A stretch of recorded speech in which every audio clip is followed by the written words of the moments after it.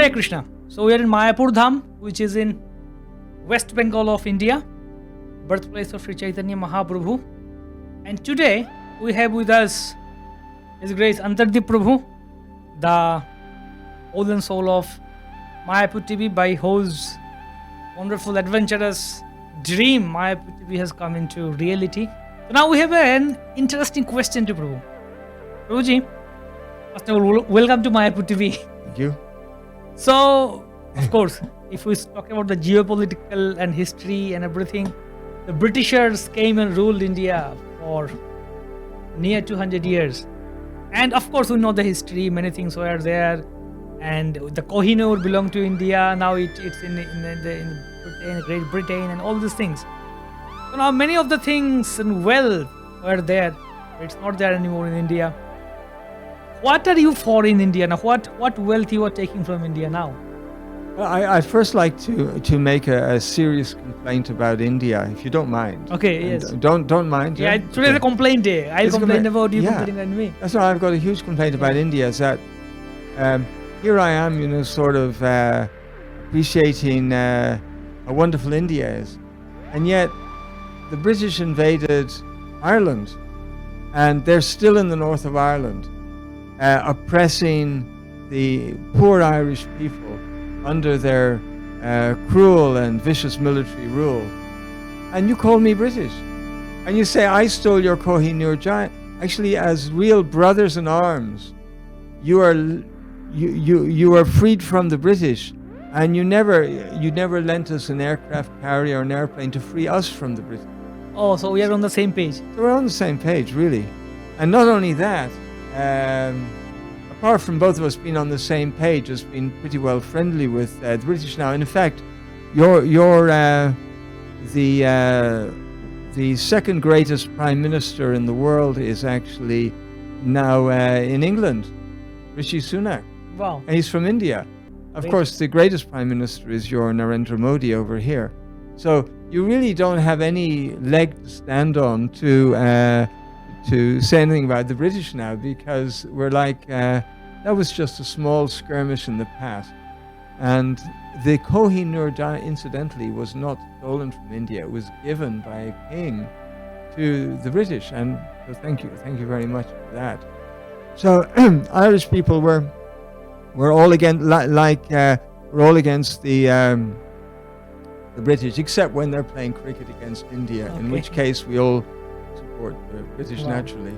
Wow. That's it. So I'm sorry, that was very elaborate and un-Krishna Great, conscious wonderful. start to your interview. So it's great. But I couldn't resist it. Yeah, so And Prabhupada did say yeah, that the Irish always like a fight.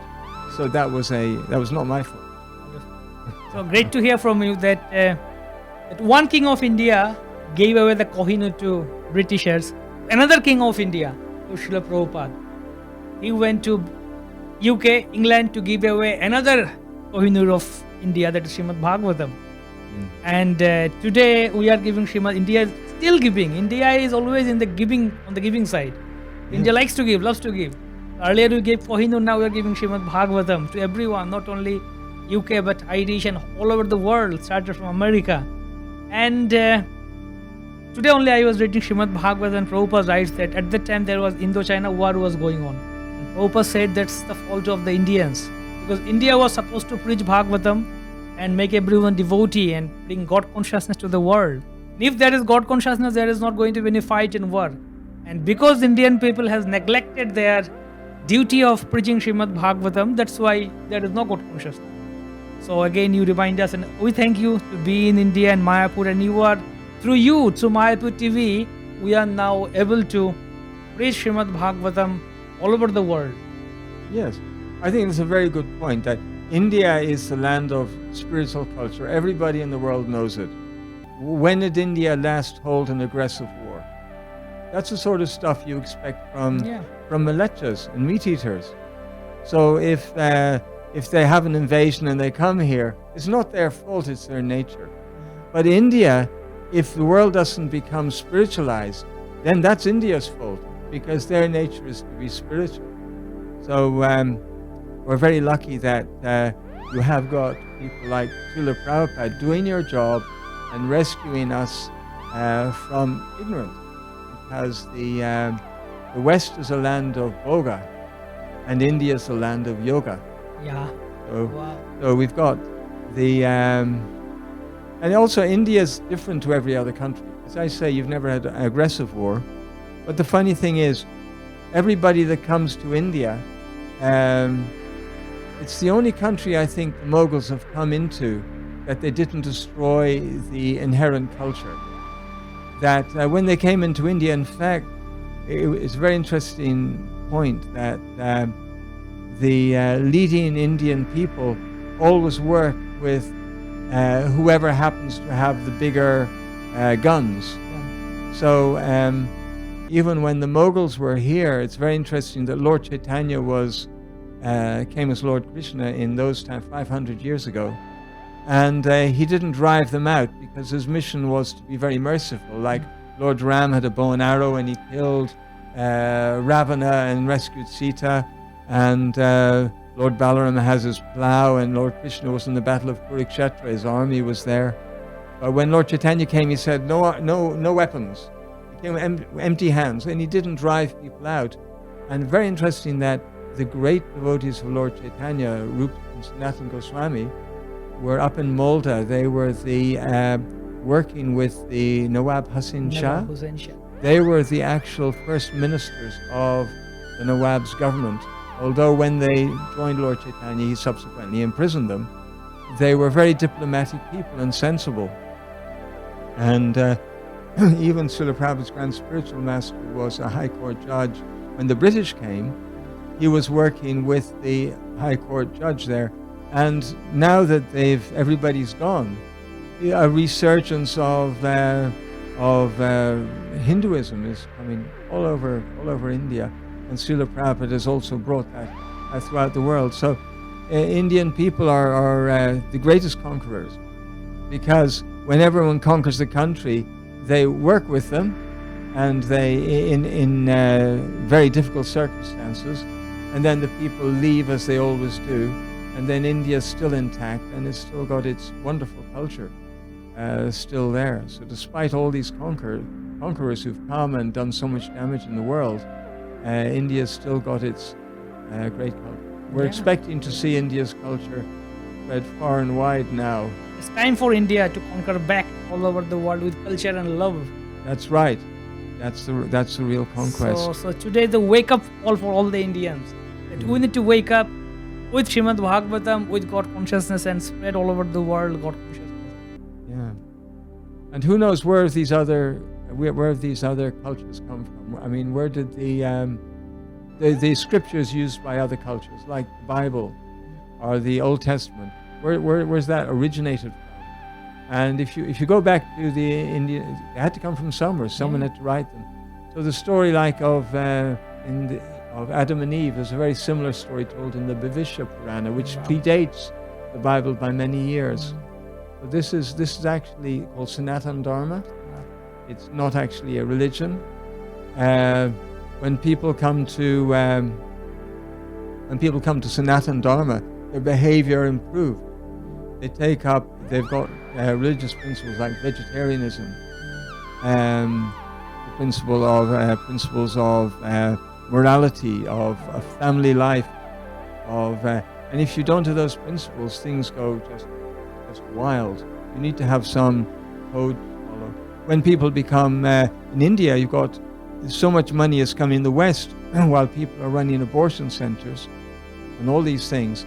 You've got a problem. They'll send we can't do anything in the West, we've got too degraded. Let's send our missionaries to India. People are still pious. I know what we can do. We can get them to eat meat and fish. So this goes on. Then you say, Jesus loves you, come and eat some, give up your culture.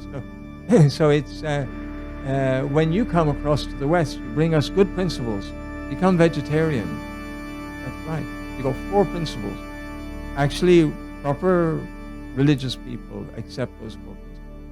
And one of the reasons I could accept, I came from a Christian background in Ireland, and one of the reasons I was able to accept that Krishna-conscious or Vaishnavism, which is the worship of Lord Vishnu in India, one reason I could was because it has the 4 principles. That's the selling point. No, listen, everybody knows that's correct. Who doesn't know that's correct? What religion doesn't know that? No meat eating. I didn't know about that, but say no gambling. We all know gambling is wrong. Yeah. Gambling breaks up families. Gambling's addictive. And no intoxication. I mean, I'm coming from Ireland. We all know people are, some drunk in the family destroys the whole family. Yeah. And also from in Scotland and other places, alcohol's a big, big problem. But then no eating meat. So it's not part of the culture, but what's wrong with it? You're not asking somebody to do something wrong. You say, oh, be vegetarian, don't kill animals. It's not a bad thing. Yeah. So there's a big selling point. Yeah. And the biggest selling point for Sanatan Dharma is the people. What nice people you got in Definitely. India. Fantastic people in India. And also somebody like Srila Prabhupada coming across. A wonderful person. So Prabhupada, another thing, Jesus said, one thing Jesus said that I also remembered was, many will come after me, by the fruits you shall know them. A good tree can't bring you bad fruit, and a bad tree can't bring you good fruit. So you look at the fruit of the of Sanatan Dharma, and you see the people are good people. They don't like abortion, follow the principles. The family interactions are unbelievably good. The respect people learn to give from a very early age is devoid in our culture in the last 60, 70 years. So much has disappeared. So the great selling point is the devotees of India themselves. And everybody knows it's a land of. Yes. So we are really, really amazed, and we feel grateful to Srila Prabhupada for making India famous again, for making India giver again. And it's our duty to come in line with Srila Prabhupada and take ahead this legacy. And we really are thankful to you, Prabhuji, for coming all the way and showing us, giving us a jerk and giving us that message wonderfully. You know what Prabhupada said one time? He said, in India, people are born very close to the train station. And in the West, they're born so far away. But he also said, the people who are usually late for the train are the people who live right beside the station. Yeah, definitely. So, that's what Mayapur TV stands for broadcasting Srimad Bhagavatam, the real gem of India, all over the world. So we request all the viewers who are viewing, and please share this message with each and everyone. Please come and support us. Join this wonderful mission with Mayapur TV through this online broadcasting system, broadcasting message of Srimad Bhagavatam all over the world. And our Antardwip Prabhu is leading this mission.